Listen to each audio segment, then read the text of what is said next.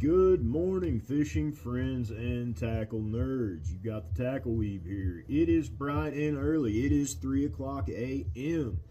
And I am pumped this morning to bring you guys a little reel review here. This reel is a very new addition to my fleet and a very new addition to the market itself. It is a 24 model. Coming straight out of Japan. My lovely wife hooked this up as a Christmas present. So, we're going to talk about the Calcutta Conquest Shallow Edition 30HG. This is going to be the right-handed version because my left hand is too dumb to reel. So, let's jump into it here. Forgive me as I flip a page. Specs. Let's knock those out off the top. This is a 7:4 gear ratio. It is going to be 13 bearings plus 2 bearings per knob. No crappy bushings here like you see in the cheaper reels. 8.8 pounds of drag. Spool weight is going to be 15 grams. Handle length is 85 millimeters. Line capacity, again, it's a shallow edition, so here we're going to talk, we're going to be in that range of, realistically, if you're running 12-pound fluoro, you're going to get 65 meters. If you're running 10-pound fluoro, 90, and if you're way down there with that little baby fluoro at 8 pounds, you're going to get 100 meters. Now, that's all dependent on what kind of line you're using and the overall diameter of that line. Okay, so with all of that said, we've knocked out the specs here. Actually, I missed one. I missed weight. So what's this thing weigh? 7.4, I believe, is what it weighs. If you have a bantam in your fleet, this is going to weigh almost identical to a bantam. However, the shape is a little different, so it is going to feel a little different in hand, but it palms very nicely. I don't have gigantic hands, but it feels really nice in hand. Uses. What are we going to use this thing for, guys? I'm going to tell you, I have absolutely fallen in love with this thing for finesse cranking.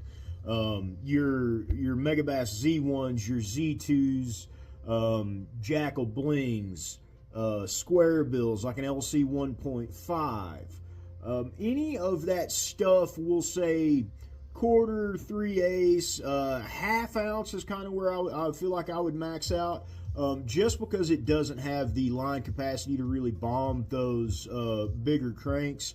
Other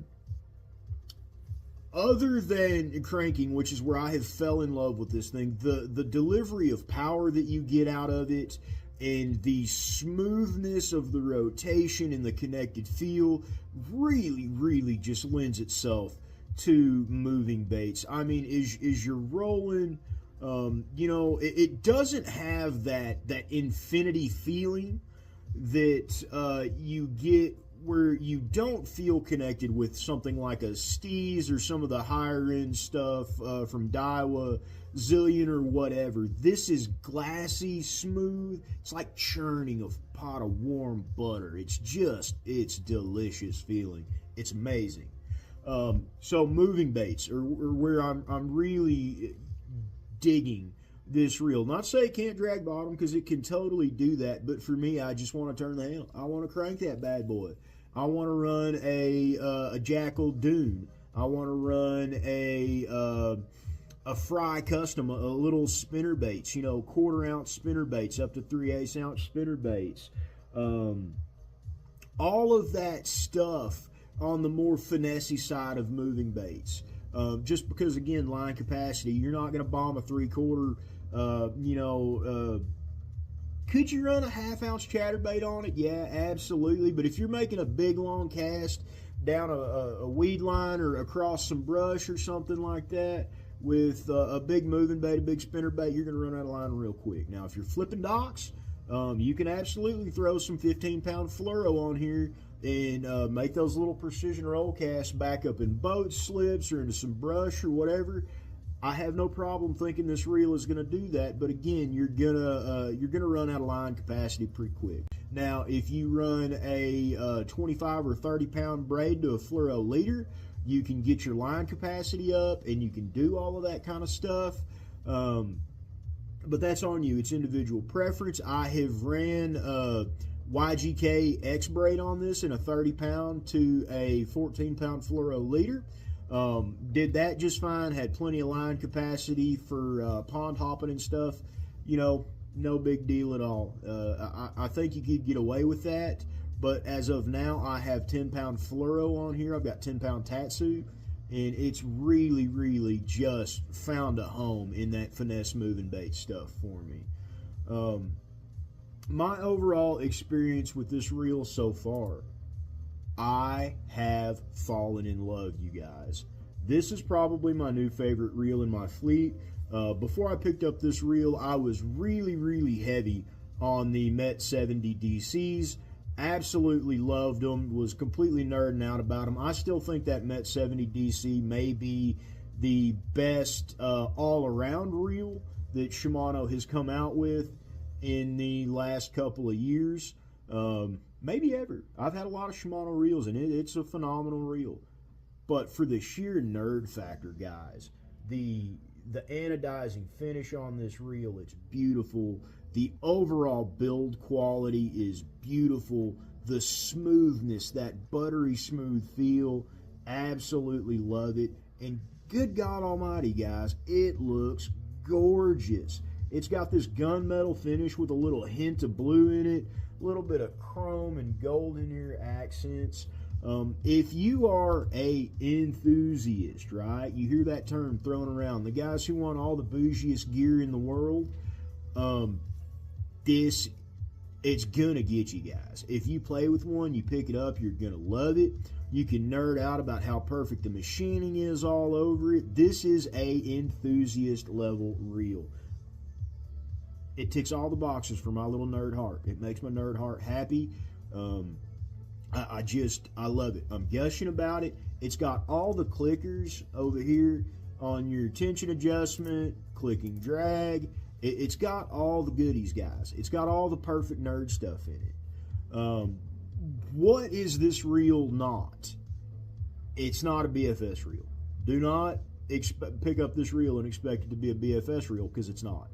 It's really going to be limited down to about that 1/4 ounce total weight. Now, if you spend a couple of days and really dialed in your settings and put it on a super noodly rod, could you get below that? Sure.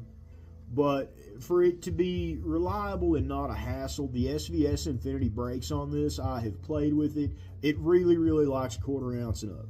Just, your mileage may vary. You may be a better fisherman than me. You may have better casting technique, whatever. For me, 1/4 ounce and up is where this thing's going to live. I'll say up to a 1/2 ounce at close distance, just because, again, line capacity diminishes. Other than that, there is nothing that really is limited in this reel for me. Price. It's not a cheap reel, guys. You're going to be in that neighborhood of $350 to get it from a JDM site. I don't know of anybody in the U.S. that has these right now. If they do, I will find them. I will link them. At $350, guys, this is a no-brainer. When these come to the U.S. market, I expect them to be $550, maybe even closer to $600. At that price, it hurts a little. At $350, pick them up from your favorite JDM retailer. You're gonna fall in love, guys. I've got nothing bad to say about it. Alternative options for this same kind of reel, finessey stuff. You could get an Alphas, does this kind of stuff really well. You could pick up a Zillion, an Alphas, Zillion's going to be in that $350 mark, U.S. domestic market. Alphas is a JDM only product. You can pick one of those up around $200. A Tatula 80 or a Tatula 70 would be kind of the same line capacity. They're not going to feel as great as this. They're not going to have that same connected, just juicy feeling that this gives you, but they're both perfectly usable options.